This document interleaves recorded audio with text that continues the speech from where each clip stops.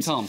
Let's start by talking about the French media coverage of that vigilante attack on a Roma teenager, which of course has been a top story in France, and it's sparked lots of discussion. That's right. It's a debate that comes back frequently in France. You had Manuel Valls, the current Prime Minister, going back to when he was Interior Minister, making controversial declarations about the Roma. If going back to, he said few Roma could ever integrate into French society. The majority should be sent back to their borders. Nicolas Sarkozy, in his 2007 presidential campaign, made similar remarks targeting the Roma community. So what you have now over this vigilante attack is a whole series of criticisms of that political discourse. People saying that the media is also complicit, with front pages such as this, with headlines such as "The Overdose" and a caravan with a line running through it. That was a very controversial front cover of Valeurs Actuelles going back to last year. So finger pointing, Tom, at the media, at politicians for the stigmatisation of the Roma community.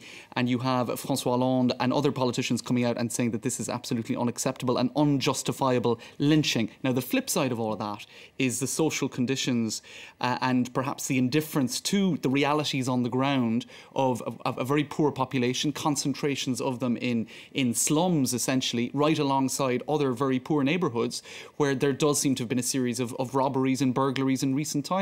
And indeed, in Le Monde's editorial, they point out that one slum in Seine-Saint-Denis, just outside the borders of Paris, was shut down, which led to this particular slum where this attack took place, growing massively in the last number of weeks. And the socialist mayor of this town said that there were indeed quite a number of burglaries.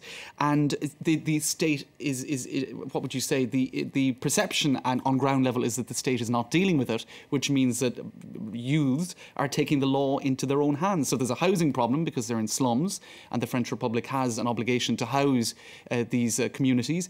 And also there's a law and order problem, which seems not to be dealt with, which means that communities here are taking the law into their own hands. So on several levels, it is very worrying. And Le Monde and other editorials are saying we have to refuse the indifference of the Republic to the realities on the ground and stay clear of stigmatisation in political discourse. So it's certainly a lot of debate about that at the moment, Tom. Not a new problem at all, as you say, and one that successive governments have tried and failed to tackle. Let's move to the World Cup now. We've been talking a lot about that in the news, and let's just concentrate for a moment on the Mexican goalkeeper. That's right. Put on a pretty extraordinary performance last night against Brazil. He did. I'm trying to find one particular headline. I'm not sure, where did I put it? Because it really demonstrates the extent to which he is now... let me see. In any case, he is the topic of all the discussions today. Ochoa is his name. He saved 7 attempted shots on goal by Brazil. So here he is. He's become an internet meme, Tom, where you can see him in superhero form. Indeed, it does appear to be one of the best performances by a goalkeeper in World Cup history.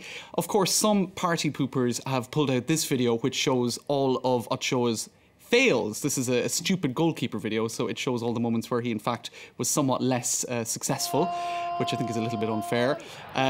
So, in other words, he hasn't always been on quite as good form.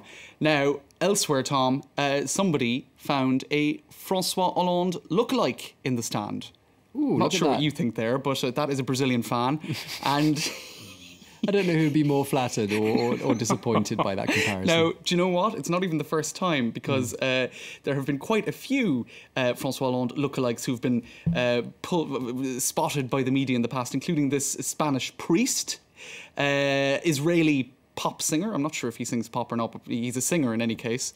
There's also this gay pride activist in Jerusalem. Top right. Top right. Oh, well, maybe. Right. Now, let me see. There have been others as well. No, that's not the one I'm looking for. That's the page I was looking for earlier. Clearly, my pages are not in order today. But it's suffice it to say, there has been a Belgian coach, a Spanish priest, and now this Brazilian football fan. So François Hollande appears to have a rather common face, if you can put it that way. Well, I hope he's watching this evening. He can choose one of them to replace him at events he doesn't want to attend. Now, stunt double. Something rather less important to some people, but very important to others. So these emoji are being unveiled. 250 of them. They're the little icons you put at the end of messages with smiley faces and fruit and cups of coffee and things. That's right. Developed in Japan, it's sort of a sophisticated version of the emoticon, where you would have had a colon and a closed bracket and all that. Now, 250 more of them are coming out in July, to the delight of people who are now developing this into almost a new language, Tom. It's almost like the modern form of hieroglyphics, you could say. And I know that some people, even in France 24, have engaged in emoji conversations with no words, just trying to communicate the message only with emoji. There have been some criticisms. For example, you have, they're getting very politically correct these days. You've got emoji same-sex couples, etc., etc. But you don't, unfortunately, have a wide variety of racial, representative racial emojis. You only have these sort of turbaned brown faces to indicate, I think that's an Indian emoji. This sort of stereotypical Chinese one, even though I don't think it looks anything like a Chinese, it doesn't even resemble a Chinese stereotype to me. But some people saying that there are no black emoji and that emojis are fundamentally racist, Tom. Oh dear. Well, we better get some new ones, and hopefully amongst the 250 new ones, I think that's the idea. They'll be a little bit more inclusive. More representative. My producer was just saying in my ear that she rather likes the ones with the cats, and she uses them all the time. So she's not the only cat lover at France 24. Can I just say they lead to all sorts of silliness? I can attest to this. We just got one quick cartoon you picked out of the New Yorker for us. Let's have a look at that. All right. This is the USS Deja Vu. Now, that is a criticism rather, of the potential US military intervention in Iraq and the USS Deja Vu. And Deja Vu is indeed French, which reminded me of that, the whole freedom fries debate going back to 2003. We hope that it won't come to that again. Let's not go down that road, James. Thank you. Indeed. Thank you very much. Deja Vu. That was Media Watch with James Cruden. Thank you so much.